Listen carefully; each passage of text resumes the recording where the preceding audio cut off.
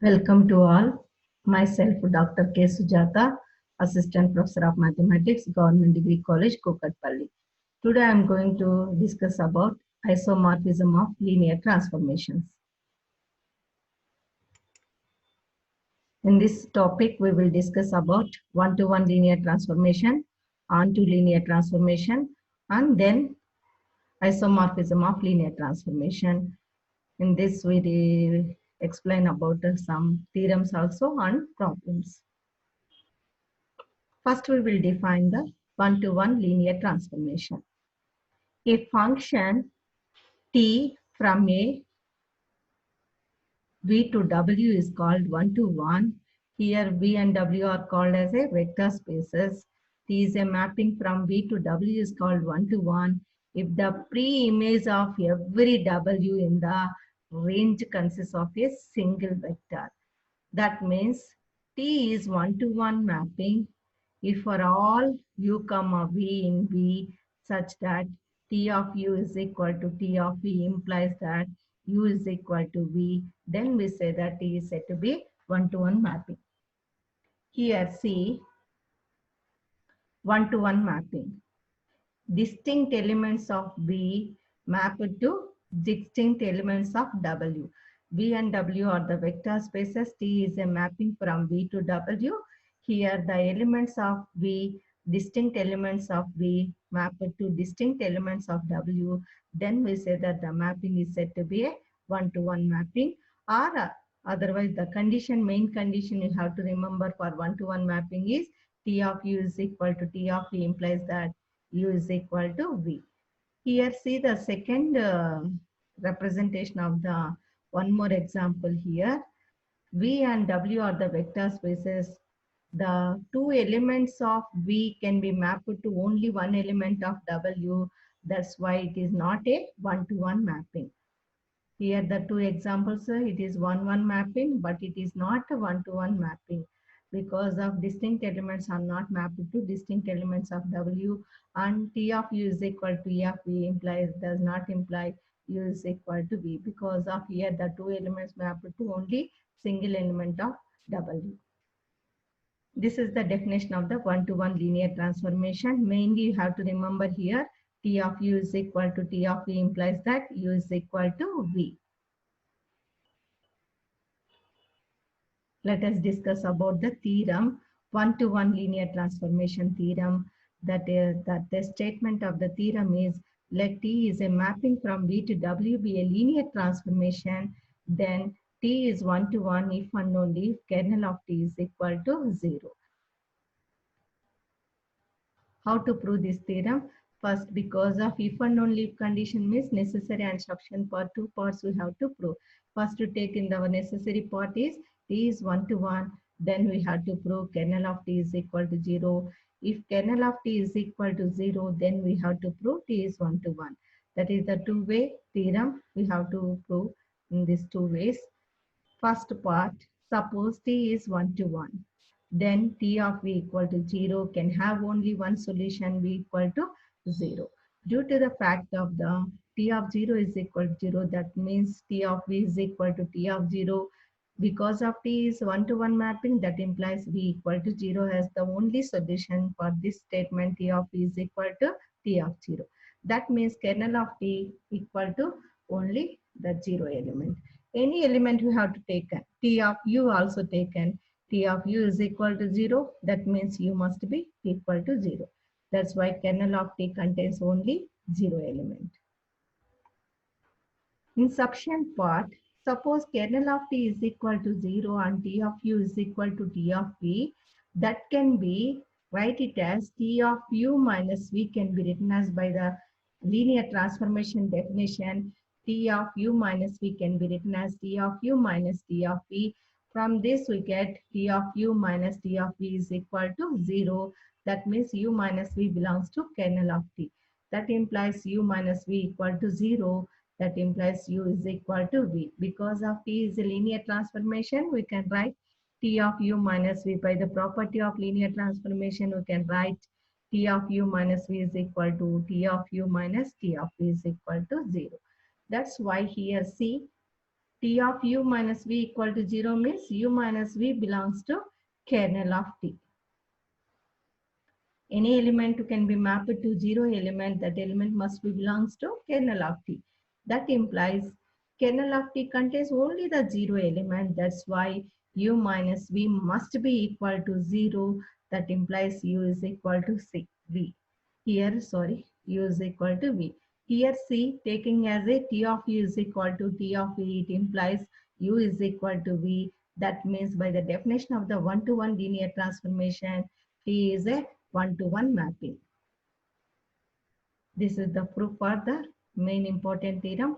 If T is one-to-one mapping, if and only if kernel of T is equal to 0. Let us now discuss about the example. The linear transformation T is mapping from m by n to n by m given by T of A is equal to A power T is 1 to 1. Because of its kernel contains only the 0 matrix of m by n matrix. The order of the 0 matrix is only m by n 0 matrix. That's why by the previous theorem, what is the previous theorem? If T is 1 to 1, if and only if kernel of T is equal to 0. If kernel of T is equal to 0, then the mapping should be T is 1 to 1. That's why here the kernel of T consists of only the 0 matrix. The order of the 0 matrix is m by n matrix. That's why by the previous theorem, we can say that T is 1 to 1 mapping. Let us take one more example. The 0 transformation. T is a mapping from R cube to R cube, but it is not 1 to 1. Because of 0 transformation can be defined T of V is equal to some, therefore every element of R cube can be mapped to 0 element of R cube. That's why its kernel contains all the elements of R cube. Because of every element of R cube can be mapped to 0 element of the R cube. That's why its kernel is all R cube, all elements of R cube. That's why the 0 transformation is not 1 to 1 mapping. Let us now discuss about the onto linear transformation. How to define the onto linear transformation? In previous sections or previous classes, you know that about a function is said to be onto mapping if there exists an element for every element of B belongs to B, there exists an element A belongs to A such that f of A is equal to B. For A, f is a mapping from A to B, then we say that the mapping is said to be onto mapping. In functions, we know that the definition, same definition here we also adopt for the onto linear transformation. That means here the definition of the onto mapping is a function T is a from V to W. Here V and W are the vector spaces, is said to be onto if every element in W has a pre-image in V. So that is the main definition. If every element in W has a pre-image in V. W means it is the codomain set. Codomain set, every element in the codomain set has a pre-image in the domain set. Then we say that the function T is said to be onto mapping. That is the one of the definition. One more definition for onto mapping is if T is onto W, the codomain must be, the codomain set here is W, that will be equal to range of T. Then we say that also T is said to be onto mapping. Two definitions are there for onto mapping. Similarly for one-to-one mapping. One-to-one mapping means distinct elements of the domain set mapped to distinct elements of the codomain set. That is called as a one-to-one mapping. One more definition is T of U is equal to T of V. It implies U is equal to V. That is called as a one-to-one mapping. Similarly here, the onto mapping can be defined if every element in W, every element in W means in the codomain set has a pre-image in the domain set V, then we say that T is said to be onto mapping. And one more simple definition is W, the codomain of W will be equal to range of T, then we say that the mapping is said to be onto mapping. Now discuss about the theorem, onto linear transformation theorem. What is that the statement of that theorem? Let T is a mapping from V to W be a linear transformation where W is the finite dimensional. Here taking W is the finite dimensional. Then T is onto if and only the rank of T is equal to the dimension of W. Because of in onto linear transformation, codomain will be the range of T. Range will be the rank of the T. That means the dimension of the range of T is called as a rank of T. That means if T is onto, if and only if the rank will be equal to the dimension of W. Dimension of W means the dimension of the range of T. That means rank of T is equal to dimension of range of T, that is equal to dimension of W. This is the definition of the, this is dimension of range of T means the definition of the rank of linear transformation. Rank of linear transformation, how can get rank of T is equal to dimension of the range of T. In previous lecture already I told this definition. Same way, range of T, but onto linear transformation, what is the range of T? That will be equal to W. W is the codomain set. That's why, therefore, it is equal to dimension of W. One more important theorem now we will discuss, that is one-to-one onto linear transformations. Let T is a mapping from V to W be a linear transformation with a vector space V and W have the both the dimensions having the same dimension n. Both the vector spaces V and W have the dimension n. Then T is one-to-one if and only if T is onto mapping. This is important one. Now we will discuss this theorem. So how to prove? If T is one-to-one, by the previous definition of the one-to-one theorem, the kernel of T is equal to 0. Kernel of T is equal to 0 means dimension of the kernel of T is equal to 0. Therefore, dimension of kernel of T is 0. Therefore, dimension of range of T is equal to, what is one more theorem, you know that already in the kernel and range of the T, kernel homomorphism, kernel linear transformation, range of linear transformation. In that we know that dimension of range of T plus dimension of kernel of T is equal to n. By using that theorem here, therefore dimension of range of T is equal to n minus dimension of kernel of T. Here dimension of kernel of T is 0. That's why it's simply n minus 0 is equal to n. N means dimension of W. Consequently, we can say that T is onto mapping because of range of T is equal to W, that is dimension of range of T is equal to dimension of W. Consequently, we can say that T is onto mapping. Then sufficient part, if T is onto mapping, then dimension of range of T is equal to dimension of W is equal to n. Therefore, by the same previous theorem, dimension of kernel of T is equal to n minus dimension of range of T. That means n minus n is equal to 0. That's why kernel of T is equal to 0. Here, therefore, we can say that T is a one-to-one mapping. Now let us discuss some more examples. How to define one-to-one, find the domain, dimension of the domain of T, rank of T, nullity of T. Is it one-to-one or is it onto mapping? So now the linear transformation T from R to the power of n to R to the power of m. This n-dimensional vector space, this is the m-dimensional vector space, is given by T of x is equal to A into x. Find the nullity and rank of T and determine whether T is one-to-one or onto or neither. So this we have to determine for these examples. A, B, C, D. 4 examples we take. How to find the rank of the T and nullity of D.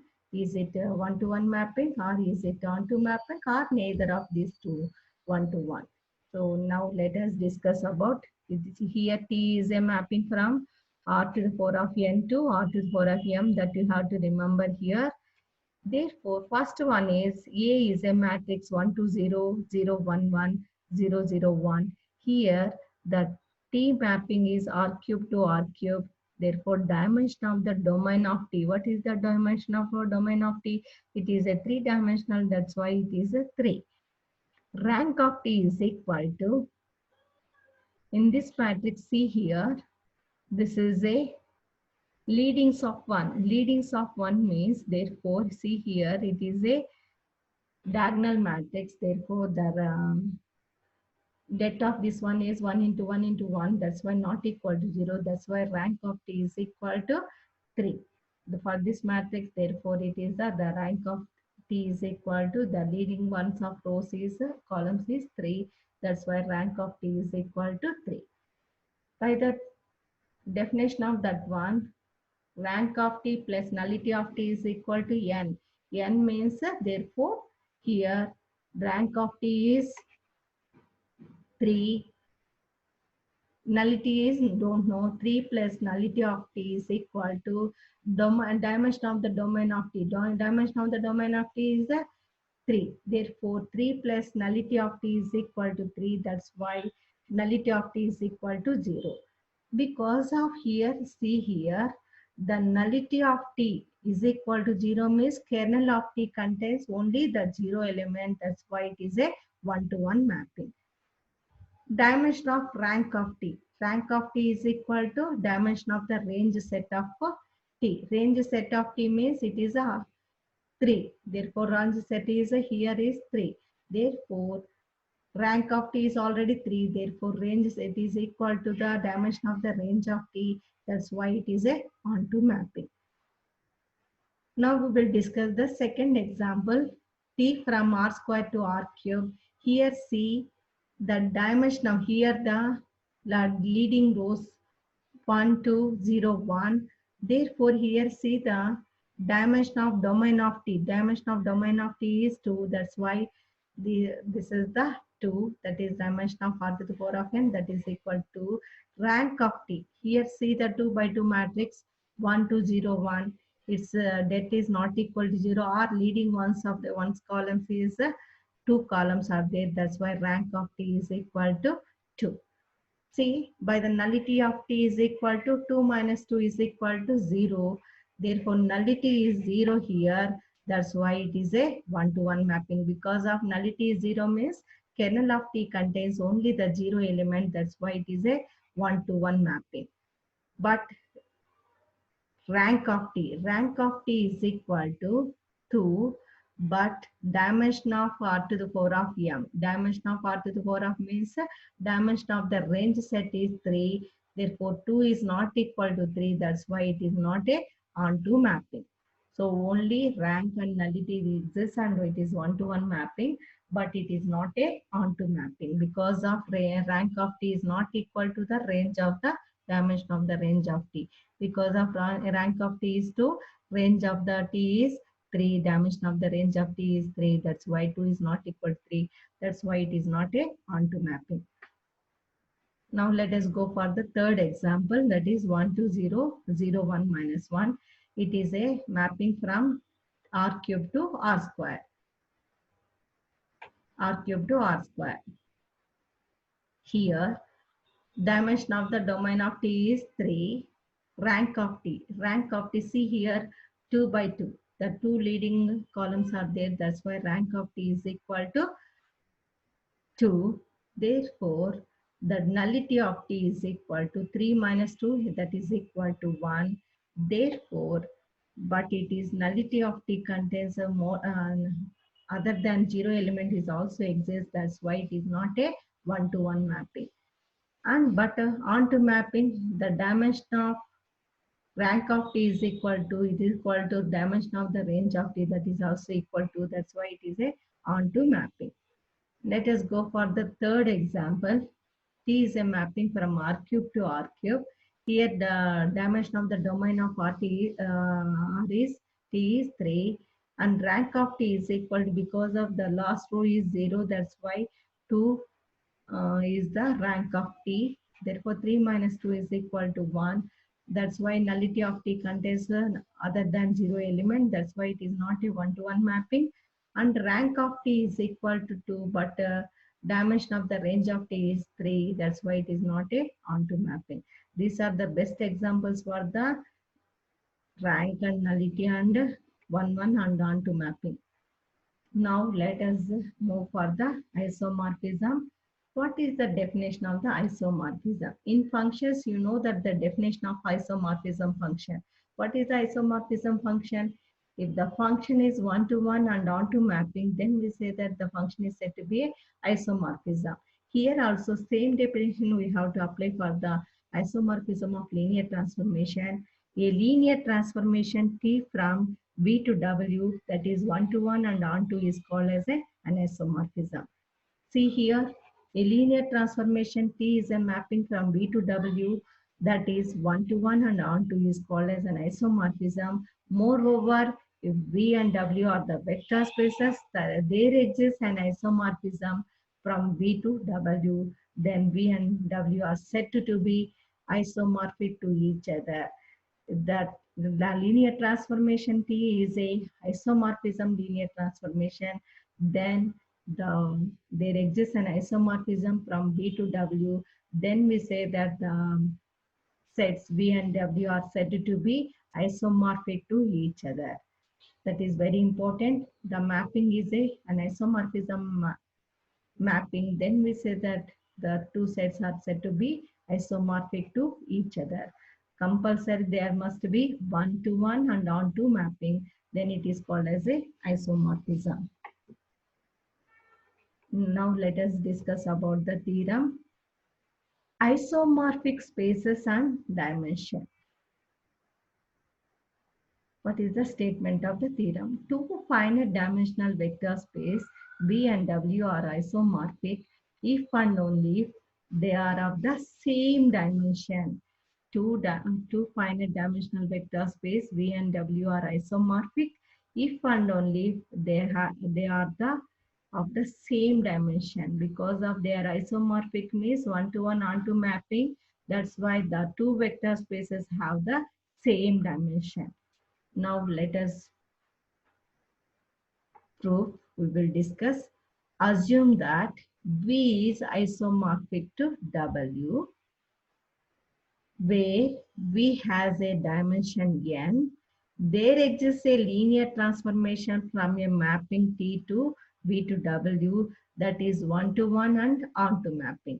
Because of isomorphic, V is isomorphic to W means there exists a linear transformation T from V to W that must be a one-to-one and onto. That's why, therefore, T is one-to-one. By the previous theorem, T is one-to-one if and only kernel of T contains the 0 element. That's why by using that theorem, T is here one-to-one. That implies dimension of kernel of T is equal to 0. Therefore, by the one more previous theorem, dimension of range of T is equal to dimension of the domain of T minus dimension of kernel of T. Here, dimension of the domain of T means V has a finite dimension, that is n already taken. That's why dimension of domain of T is equal to n minus dimension of kernel of T is 0. Because of T is one-to-one means compulsory the kernel of T dimension will be 0. That's why n minus 0. That means here see, dimension of range of T is equal to n. That means T is said to be onto. T is onto means dimension of range of T is equal. T is onto because of V is isomorphic to W and where V has a n dimension. That means compulsory V is isomorphic to W means it is both 1, 1 and onto. Therefore, since we have to take T is 1-to-1, dimension of kernel of T is equal to 0. From that we get the dimension of range of T is equal to n. Here, since T is onto mapping, by the definition of the onto linear transformation, dimension of range of T is equal to dimension of W, that is equal to n. That means here dimension of V is equal to n. Dimension of W is also n. That means V and W are isomorphic. Then the two vector spaces have the same dimension. This is the first part. In first part, what will we take? V is isomorphic to W. Then we have to show that V and W are the of the same dimension. Here V is isomorphic to W, then we can prove easily dimension of V is equal to dimension of W, that is equal to n. That means here V and W have the same dimension. Now take sufficient part, we will prove sufficient part. Assume that V and W both have dimension n. Therefore, B is equal to V1, V2, so on, Vn, be a basis for the V, and B dash, one more basis taken for the W, that is W1, W2, so on, Wn, be a basis for the W. Then any arbitrary vector in V can be represented as the linear combination of the vectors of the basis vectors V1, V2, so on, Vn. That's why V can be written as C1, V1 plus C2, V2 plus so on, Cn, Vn. You can define one more linear transformation. T is a mapping from V to W as follows. W is equal to T of V. T of V means T of this one C1 V1 plus C2 V2 plus so on Cn Vn. Therefore, by the definition, T of V is equal to W. That's why here C1 into W1 plus C2 into W2 plus so on Cn into W1. See here, the vector W can be expressed as a linear combination of the vectors of the basis B dash, that is W1, W2, so on Wn. Since B dash is a basis for the V, W1, W2, Wn is linearly independent, then it has only one solution for W is equal to 0. That's why C1, C2 has to be 0. Linearly independent means all constants should be 0. That's why C1 equal to C2 equal to Cn equal to 0. So with W is equal to 0, the corresponding V is also 0. That means kernel of T is equal to 0.